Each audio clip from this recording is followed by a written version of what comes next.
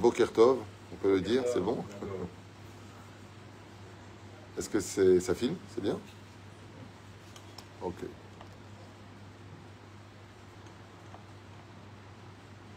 Notre technicien Ilan Ayaka, regarde s'il y a le son, tout va bien. Ça le fait? C'est lancé ou pas? Bien sûr. Nous sommes en direct. Voilà. Boker Tov. Donc j'attendais un petit peu parce qu'on vient de recommencer le bonjour de ce matin, ce mardi matin 16 du mois de septembre et 23 du mois d'Elul, pour ce shiur que nous a offert gracieusement par la tzadika Martine Alimi, Hashem Vrechotach Martine, pour ce shiur qui est dédié pour l'élévation de l'âme de sa maman Yekara, la tzadika Lucie Léa Bat Zemboul, si je prononce bien, pour sa askara jeudi, avec une dédicace qui dit que 2 ans déjà que notre chère maman est partie au Gan Eden. Elle a laissé un vide immense, tant sa présence était intense, mais elle doit se consoler en haut, en voyant ce bel héritage qu'elle a laissé sur terre. Notre maman était une femme exceptionnelle, une rescapée de la Shoah. Elle a élevé ses 3 filles dans le respect de la tradition, avec un derech eretz naturel et inné. Et c'est là où je voulais faire une parenthèse sur l'introspection avant Rosh Hashanah, du plus important de tout. Les savoir-vivre qui existent, c'est la gratitude. Et donc, comme je le disais tout à l'heure, de bien vous réviser par rapport à vos parents, par rapport à vos épouses, par rapport à vos maris, par rapport à vos professeurs, vos patrons, qui vous payent tous les mois, même si vous fournissez un travail. Pour toute personne qui a été là pour vous, et d'arrêter de prendre, en fin de compte, les uns et les autres pour des chausse-pieds. On est des chausse-pieds, on est là pour s'entraider. Mais la reconnaissance, c'est toute la Torah. La reine Bezrat Hashem fait très attention quand vous avez des gens qui ont investi sur vous, qui ont cru en vous, qui ont cru en votre amitié et qui, en fin de compte, se retrouvent lésés parce qu'ils ont à peine trouvé mieux, comme si que vous n'avez jamais existé. Ce sont des choses qui sont terribles, même vis-à-vis des divorces. Vous savez, des fois, il y a des gens, j'entends, ils divorcent, lo alenu velo alechem, et à peine le divorce prononcé, ils n'ont pas de problème de se présenter avec une autre femme dans les jours qui suivent, les semaines qui suivent. C'est très vexant. Ou le contraire, mais c'est très vexant. Quand la femme, elle doit attendre 3 mois, mais c'est très vexant, quoi. Déjà, je suis oublié, déjà, tu m'as... Donc voilà, juste importance essentielle, que tout celui qui a de la Torah, qu'il le sache. Il connaît le chasse par cœur. Il connaît les poskim par cœur. Et il n'a pas de gratitude vis-à-vis du principal, c'est Dieu lui-même. Ou alors vis-à-vis d'autrui, sachez que cet homme est aussi vide que l'univers. Aussi vide. Donc il a plein d'étoiles, il a plein de trous noirs, il a plein de planètes, mais personne ne peut y vivre. Et surtout pas Dieu. Si on manque de gratitude dans ce que nous faisons, sachez que toute notre Torah ne vaut absolument pas un kopek. Zé Davar Rishon. Juste pour un petit exemple avant de continuer, pourquoi est-ce que nous avons attendu l'autorisation de Pharaon pour partir d'Égypte? Parce qu'il nous a accueillis. Et donc, quand vous êtes accueilli dans une synagogue, vous êtes accueilli chez des gens, vous êtes accueilli quelque part, vous partir avec l'autorisation parce qu'il vous a accueilli. Dieu déteste les ingrats. En tout cas, c'est une femme profondément juste et humaine. Elle a prodigué beaucoup d'amour et a été un exemple pour chacun. Que son souvenir soit une bénédiction en cette veille de Rosh Hashanah, parce qu'on est très proche. Que nous puissions accueillir tous nos otages, ceux qui restent en tout cas de retour chez eux, en bonne santé, qu'Hachem continue à protéger et bénir son peuple partout où il se trouve, Be'ezrat Hashem. Daraba, pour cette pensée profonde. Man Shemo Be'ava, une pensée aussi pour tous les malades d'Israël, Kol Chol Israël, toutes les personnes, Be'ezrat Hashem, veillez à ce que tout le monde ait de quoi faire les fêtes pour Rosh Hashanah. Nous, on a déjà commencé la distribution avec l'aide d'Hachem. C'est pas facile, on a beaucoup plus de demandes que de dons, donc c'est pas évident. Hashem verech etrenu b'chol asher lechem. Tov, on commence notre shiur avec chaque mot pour l'élévation de l'âme de la tzadika chez Al-Khala Bet Olama, Lucie Léa Bat Zemboul, Aléa Shalom. Vous avez remarqué que les slichot sont empreints de passages qui nous rappellent plusieurs dimensions à vivre dans notre judaïsme. La première, c'est de savoir demander pardon, mais pour demander pardon, il faut se réveiller. Donc dans les slichot, vous avez vu que ça commence par Ben Adam, Malecha, Nirdam, Kum, Kera, Betachanuni. Hier, on a fait un cours expliquant qu'en réalité, on ne parle pas à l'homme qui se lève de son lit, parce que pour le dire Ben Adam, Malecha, Nirdam, il faut qu'il se réveille déjà. On parle de la conscience, essentiellement, de réveiller la conscience à comprendre que s'il ne sait pas faire la différence entre ce qui est bien et mal selon Dieu, et non pas selon sa vision des choses, il ne pourra ni changer, ni évoluer, et jamais faire tchouva. Si je ne vois pas où est le mal de ce que Dieu prescrit comme étant le mal, je n'ai pas de raison de pouvoir faire un changement. Et c'est pour cela que dans la paracha de Nitzavim, qu'on lit ce Shabbat, qui est toujours avant Rosh Hashanah, Dieu nous met en garde en nous disant: je te donne un bon conseil, j'ai créé le bien, j'ai créé le mal, j'ai créé la vie, j'ai créé la mort, ou bacharta bachaim.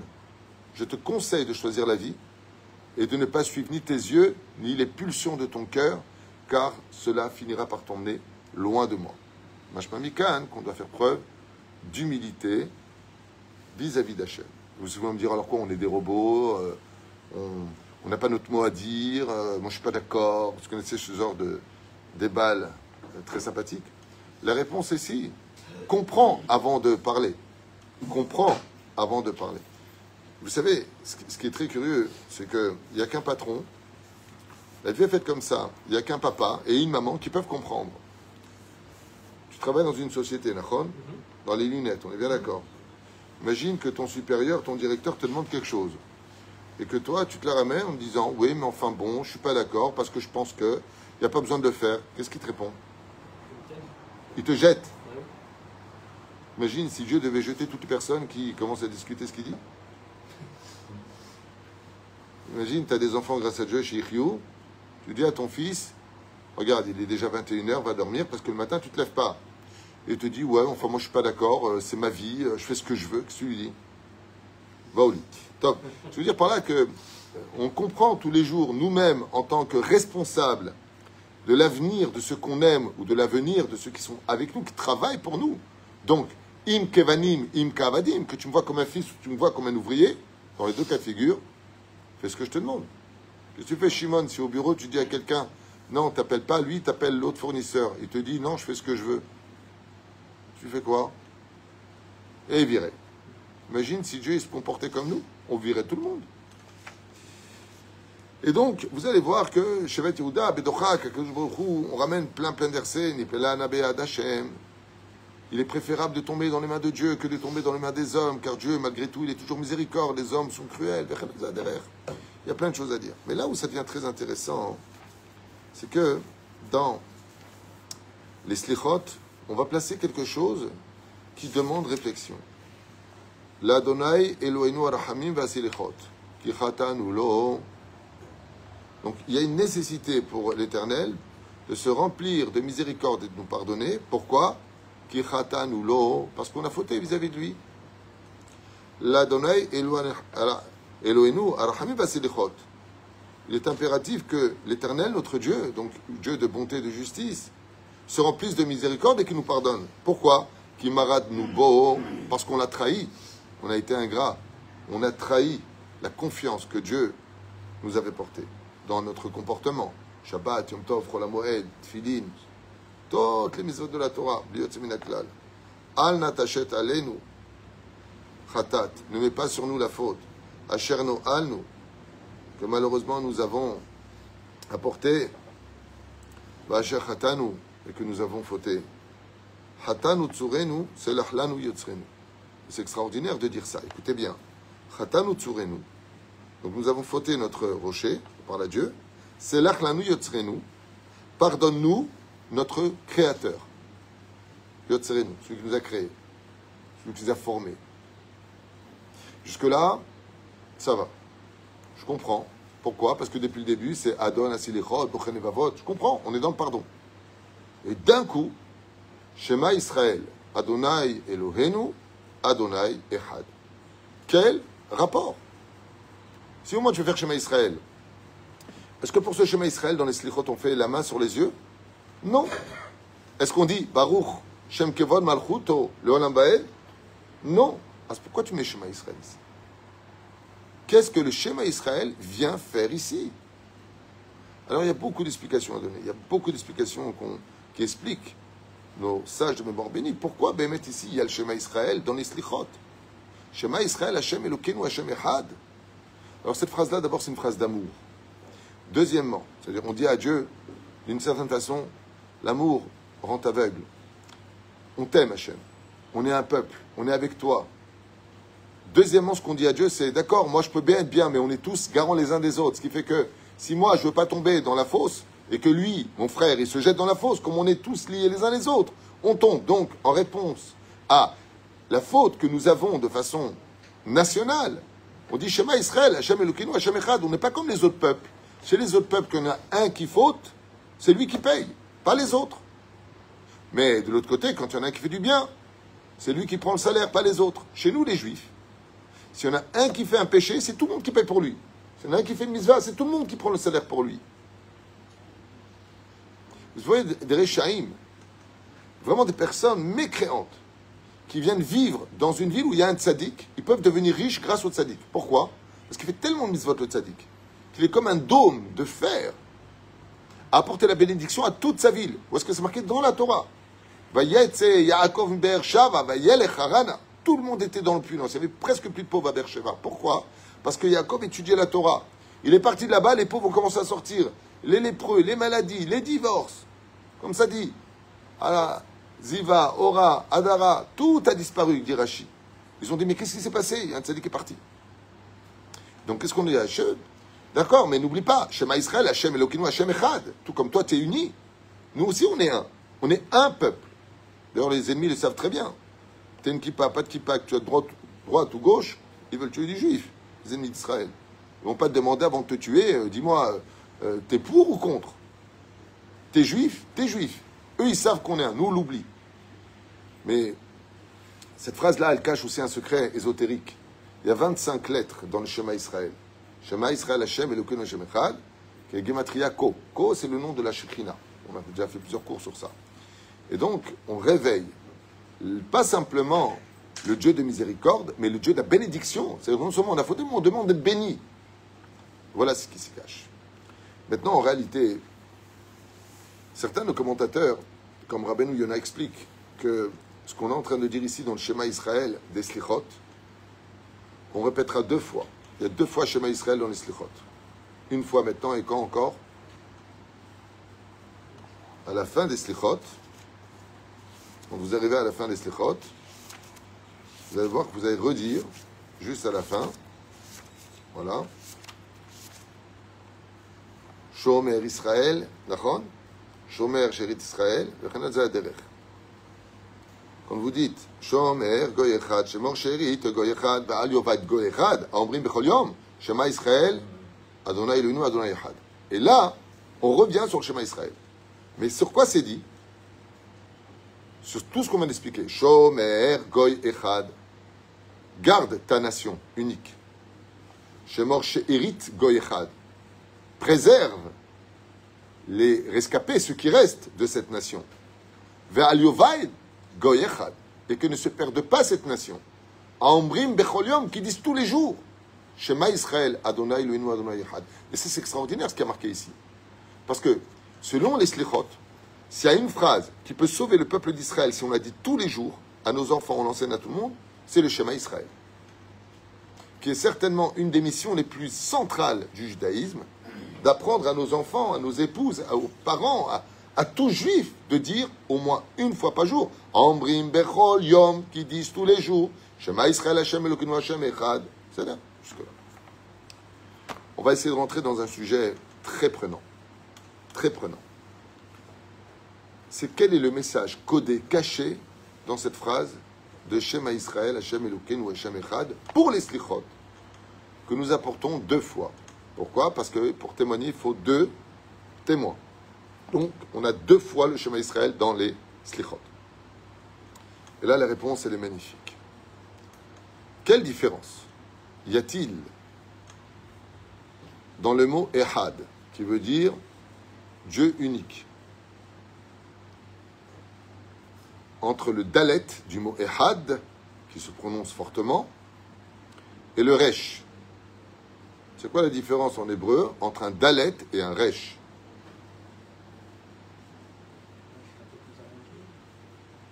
Le resh n'a pas de yud à la fin, qui sort. Il n'y a pas un kotso, il n'y a pas un kotz. Le resh, il est rond.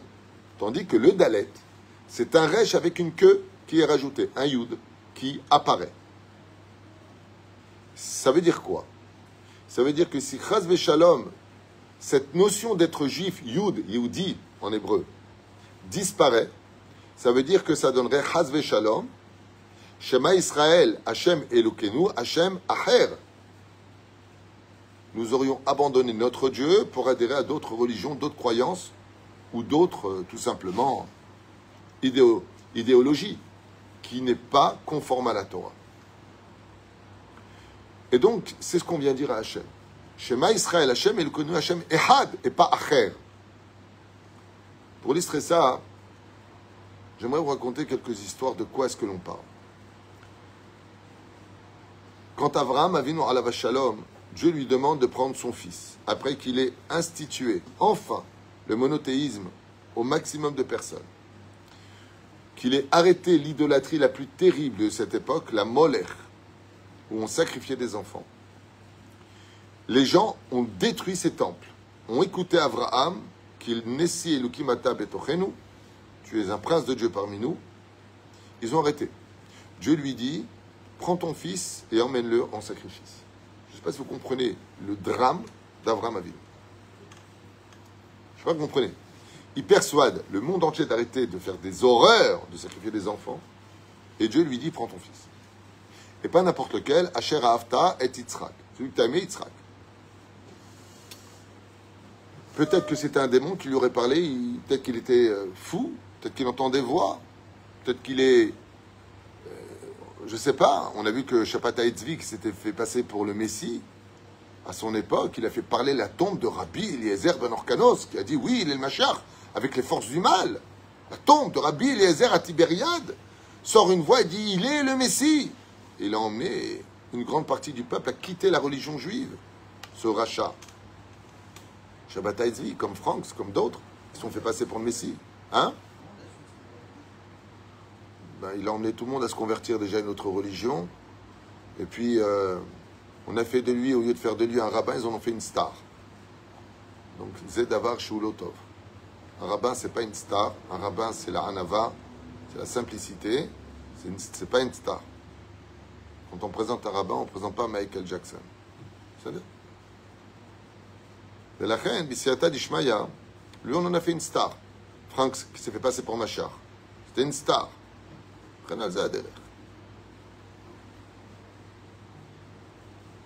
Moshe Rabbeinu se cachait. צריך להיות ענוותן. אבל זה, מבחינת, מה זה אחד? אברהם אבינו, il prend son fils. Et qu'est-ce qu'il lui dit, Hachem? Stop. Ata yadati ki iri elokim ata. Maintenant, j'ai vu que tu restes fidèle à moi, au Dieu unique. Comme Dieu le dit dans la paracha de Ré, je vous mettrai à l'épreuve. Et je vais vous envoyer deux autres religions. Un qui tournera autour d'un rocher, d'une pierre. C'est marqué dans la Torah ce que je dis. Hein. C'est pas vexant. C'est dans la Bible. Lisez-le. Sans vexer personne, c'est marqué dans la Bible. Des milliards de croyants vont à Dieu. Et des dieux de bois. Donc c'est marqué des dieux de bois, des dieux de pierre, exactement. C'est bien. Et tout ça pourquoi? Pour voir si vous allez rester fidèle à moi. Et c'est ce qu'on dit à Dieu. On ne dit pas le mot aher. Parce que dans chaque juif, il y a une âme juive. Et c'est pour ça qu'on raconte. À l'époque, en Allemagne, pendant la Deuxième Guerre mondiale, il y avait un juif qui se comportait très mal. C'était un capot. Et lui, il allait répéter, et répéter, et répéter au SS, où il y avait des juifs, où ils avaient caché leur argent. Un juif pourri.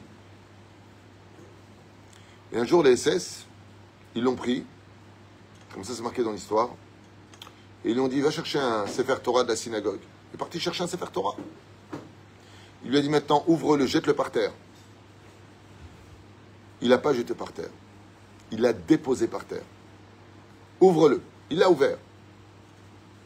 Et les SS lui ont dit, maintenant, fais tes excréments dessus. Il leur a dit, Atkan, jusque-là.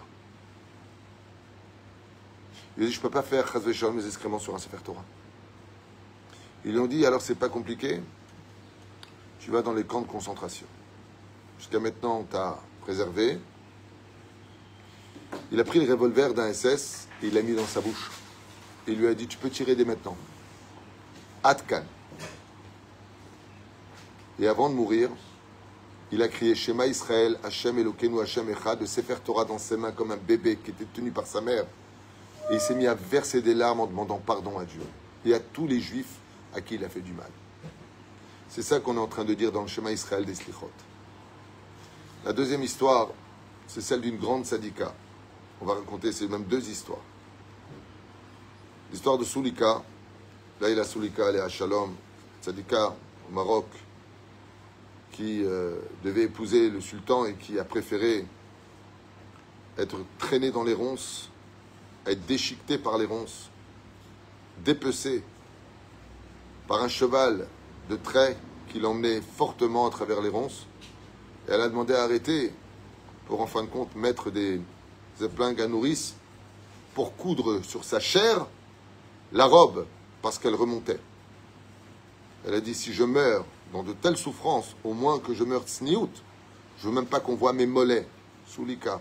J'étais sur sa tombe avec mon épouse à Fès. Allez à Shalom. Il y a une grande tzadika qui est moins connue, mais qui mérite grandement toute votre attention. Elle s'appelait Shoshana. Allez à Shalom. Shoshana Missoloniki. Elle vivait en Grèce à cette époque. Et Shoshana, que vous sachiez qui elle était, c'était une fille de 17 ans, dont la beauté était sans pareil. Cette fille était extrêmement pieuse, remplie de Hirat Shamayim. Elle avait des yeux en amande magnifiques, un nez dessiné à la perfection, une femme qui était tellement belle que Shoshana ne marchait jamais sans capuche qui descendait jusqu'à la moitié de son visage pour ne pas faire tomber les hommes, ni ceux qui étaient célibataires et encore moins les hommes mariés. Et un jour, à l'âge de 17 ans, ses parents lui demandent d'aller chercher un colis. Et elle va chercher ce colis. Seulement, à ce jour-là, il faisait tellement chaud qu'elle a eu du mal à respirer. Et elle a retiré un tout petit peu sa capuche. Elle a remonté jusqu'aux cheveux pour prendre un peu d'air dehors. Mais au moment où elle a fait ça, est arrivé sur son cheval avec sa garde, le gouverneur de Soloniki.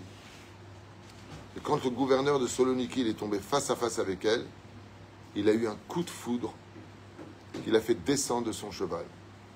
Il s'est mis à genoux, il lui a dit « Épouse-moi. Épouse-moi. Qui que tu sois, quoi que tu sois, tu es ma femme. » Elle a vite remis sa capuche, elle a eu honte, et il lui a dit « Je ne peux pas vous épouser. Qui que vous soyez, ou quoi que vous soyez. Parce que je suis juive, et vous êtes des nations du monde. » Et là, il lui a répondu « Chère fille d'Israël, je suis le gouverneur, et je ne porte pas forcément les Juifs dans mon cœur. Vous êtes très nombreux dans ce... » À Soloniki, il y avait les sages de Soloniki à l'époque. Il lui a dit, sache une chose. Esther était juive, et elle n'a pas hésité à épouser Achashverosh en Perse pour sauver les Juifs. Est-ce que toi, tu es plus que Esther? Tu veux que j'extermine tous les Juifs de Soloniki parce que tu refuses ce mariage? Elle a baissé la tête et lui a dit, si vous mettez à mort tous les Juifs de cette ville, alors j'accepte de vous épouser pour leur bien-être, comme Esther Amalka. Le mariage a été célébré, tout le monde dansait, tout le monde rigolait, sauf elle, sauf Shoshana. Shoshana ben Ahochim ken Raïti ben Abanot. Et voilà que quand ils sont entrés dans la nuit arrive, ils sont entrés dans la chambre nuptiale, elle lui a posé une question, alors que lui se préparait. Shoshana était toujours vêtue avec beaucoup de pudeur. Elle lui a dit, sans me connaître, tu m'as demandé ma main. Peut-être que je suis folle, peut-être que... Qu'est-ce qui t'a fait tellement craquer? Qu'est-ce que tu veux chez moi? Il lui a dit, quand on a des yeux comme les tiens, on ne peut pas laisser passer une telle occasion. Elle lui a dit, c'est pour mes yeux que tu as craqué. Il lui a dit, tu as des yeux en amande de couleur feu, orange, très spécial. Tu es d'une beauté rarissime, ta peau est parfaite. Elle lui a dit, alors laisse-moi le temps de me préparer. Elle est rentrée dans la salle de bain et juste avant de rentrer dans la salle de bain, elle s'est retournée, elle a regardé droit dans les yeux et puis elle a observé la pièce, elle a observé la chambre, elle a observé où il était. Alors lui, le gouverneur, il lui a dit, Shoshana, si tu comptes t'échapper, tu n'as aucune chance. Je ne sais pas pourquoi tu regardes. Et il lui a dit, je ne compte pas m'échapper. Voilà que quelques instants plus tard, la chambre de la salle de bain s'ouvre et l'horreur est devant le gouverneur. Shoshana avance avec dans sa main ses deux yeux qu'elle a arrachés. Elle va observer la pièce pour savoir comment se diriger une fois aveugle. Elle est arrivée jusqu'à lui et lui a dit, voilà, tu m'as épousé pour mes deux yeux, je te les offre. Il l'a renvoyé chez ses parents. Tout le monde a été terrifié par cela. Et il lui a répondu, Shoshana, au gouverneur, je suis déjà marié avec un Dieu unique qui s'appelle Akadosh Baruch Hu. Et je n'ai pas le droit de le changer pour qui que ce soit. Si tu m'as épousé pour mes yeux, alors garde-les, ils sont à toi. Mais mon corps, lui, il appartient à Dieu. Je ne le souillerai pas pour qui que ce soit. Elle s'appelait Shoshana Misoloniki Alea Shalom. Comme ça, c'est marqué dans son histoire. La troisième histoire, je l'ai déjà racontée dans un cours il n'y a pas tellement longtemps. Et j'aimerais la re-raconter, pour ceux qui ne l'ont pas entendue. En Russie, arrive une femme avec un corps, celui de son mari, et elle demande à ce qu'il soit enterré. La Hevra Kadisha, les rabbinim qui étaient présents pour enterrer les corps, ils voient une femme qui vient de nulle part, et lui demande qu'est-ce qu'elle veut. Elle dit, vous voyez bien, mon mari est décédé et je veux que vous fassiez la tahara. La tahara? Mais allez chez les autres. Pourquoi venez chez nous? On dit, parce que je suis juive. Vous êtes juive? Et d'où on sait que vous êtes juif? Comment s'appelait votre mari? Elle a dit, Sacha. Mon mari s'appelait Sacha. Sacha Mordechai. Et c'était un grand sadique. Et moi-même, je suis d'une lignée de grandes sadikim. Alors le rav de la Hevra Kadisha, pour voir si vraiment il était juif, il lui pose quelques questions sur Shabbat, sur Yom Tov, sur les fêtes juives, sur la cacheroute. Et elle répond parfaitement en donnant même les références du Talmud. Il se rend compte que Béhémet, Yehoudia, et que c'est une femme noble. Alors il lui dit, écoutez, on va prendre le corps, on va le laver, et on vous dira dans quelle pièce il faudra venir pour le Hesped et pour l'enterrement. Elle attend. Et on l'appelle, on dit, voilà, vous êtes attendu dans la pièce numéro 3, venez avec votre famille et vos amis. Elle rentre seule, et là-bas, il y a deux rabbinim. De la Hevra Kadisha, le corps est sur la table, pour le sped, et elle rentre seule. Et là, le rav, il regarde, il dit, quoi, vous n'avez pas d'amis? Elle lui a dit, non, de là où on vient, on n'a pas d'amis. Excuse-moi de poser la question, mais vous n'avez pas d'enfants? Elle lui a dit, non, mon mari et moi, on n'a pas eu d'enfants. Alors, le rav de la Hevra Kadisha, il lui a dit, mais madame, pas d'amis, pas d'enfants, on ne fait pas de espède. Elle lui a dit, faites un espède. Je suis là, moi. Mais je ne peux pas parler d'un homme que je ne connais ni d'Adam ni d'Ève. Que dire de lui? Et puis, s'il n'y a personne, c'est ridicule. Elle leur a dit, alors, puisque c'est comme ça, moi, je connaissais mon mari. Permettez-moi de faire le espède. Le deuxième rav, il dit, mais madame, c'est pas pudique qu'une femme prenne la parole. Le deuxième, il dit, mais il n'y a personne. Elle peut parler. Alors elle monte comme ça, elle se met à pleurer. Et elle dit, voyez, combien mon mari était tzaddik, comme Ayaouef Torah. Combien mon mari faisait attention à chaque détail. Combien là où on était, il s'est privé de manger dans le doute que c'était cachère ou pas cachère. Et on nous pose la question après plus de 30 ans de mariage. Pourquoi on n'a pas d'enfants? Où sont les enfants? Pourquoi on n'a pas d'amis? Pour ne pas trahir les juifs, ne pas trahir les juifs de notre petit village, on a été jeté au goulag. Et au goulag, il n'y avait pas de mikvé. Pendant 30 ans, on était au goulag. Et mon mari m'a dit, tant que tu n'iras pas au mikvé, je n'aurai pas le droit de te toucher.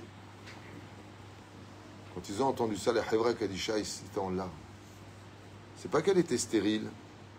C'est pas qu'ils ne pouvaient pas. c'est qu'ils ne se sont pas touchés parce qu'elle n'était pas rentrée au mikvé. Et elle s'est criée comme ça, avec des larmes. Elle a dit, on n'a jamais changé de Dieu. Hachem Ehad. Ce Dieu qui nous a interdit de nous toucher jusqu'au mikvé, on l'a respecté. Mon mari et moi, pendant 30 ans, on était Shomer Negia dans les goulags. On avait tellement besoin de chaleur, d'amour, de dialogue, de se prendre dans les bras. 30 ans sans se prendre dans les bras. 30 ans sans pouvoir faire l'amour. Voilà pourquoi on n'a pas d'amis de là où on vient. Et voilà pourquoi on n'a pas eu d'enfants. Les deux rabbinim de la Hebra Kadisha, ils sont partis à côté des autres pièces. Ils ont ramené Minyan. Ils ont fait le Kaddish. Et ils lui ont fait un enterrement digne des plus grandes sadikim. Chez Shamouet, Eze Koach. Comme Hana Beshiva Benea. Hana vivait en Israël. Elle est enterrée à Tzfat, en bas. On dit là-bas, selon certains témoignages, que le corps de Rabbeinu serait aussi enterré là-bas, ce qui paraît. Anilo Yodea, c'est ce qu'une vidéo annonce. Et Hana Veshiva Banea, elle avait 7 fils, qu'elle aimait plus que tout au monde. Le petit dernier, en général, il y a toujours un petit chouchou comme ça. Et le centurion, il dit à Hana, Romain, prosterne-toi devant la statue. Elle refuse. Alors il connaît le point faible d'une maman, les enfants. Il prend le premier et lui dit prosterne-toi. Il dit non. Il lui coupe la gorge. Le deuxième, le troisième, le quatrième, le cinquième, le sixième. Tous meurent sous les yeux de leur mère. Et Hana, non seulement elle pleure pas, mais elle regarde avec fierté ses enfants qui ont préféré mourir que de faire de l'idolâtrie. Kol hakavod, mes enfants. Vous n'avez pas changé de Dieu. Alors, qu'est-ce qu'il fait? Ce haut gradé, il prend le petit, et pour lui, il fait autre chose. Il prend de l'huile bouillante dans une espèce de marmite, il met le feu à fond, et il dit voilà. Et ça fait peur. C'est où tu te prosternes devant moi, ou je te jette dans la marmite. Et le petit, qui n'a que 5 ans, il dit dans la marmite. Il dit non, on va faire autre chose. Je vais jeter une pièce à mes pieds, devant la statue.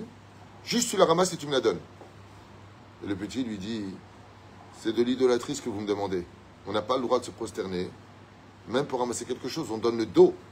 Donc si vous voulez, je donne le dos, et je ramasse et je vous la donne. Mais que je me prosterne en face, quand il a vu ça, lui-même, il prend le petit, il le jette dans la marmite bouillante d'huile, et le petit meurt. Qu'est-ce que fait Hana? Elle dit, c'est pas la peine de continuer. Elle monte sur le toit de sa propre maison et se met à crier vers le ciel. Tu vois, Abraham, tu en as sacrifié 1, moi j'en ai sacrifié 7. Et elle s'est jetée du toit pour ne pas pratiquer la Avodah Zara. C'est pour ça qu'on fait dans les Slichot, Shema Israël, Adonai Eloheinu, Adonai Echad. Am Israël n'a jamais changé de Dieu.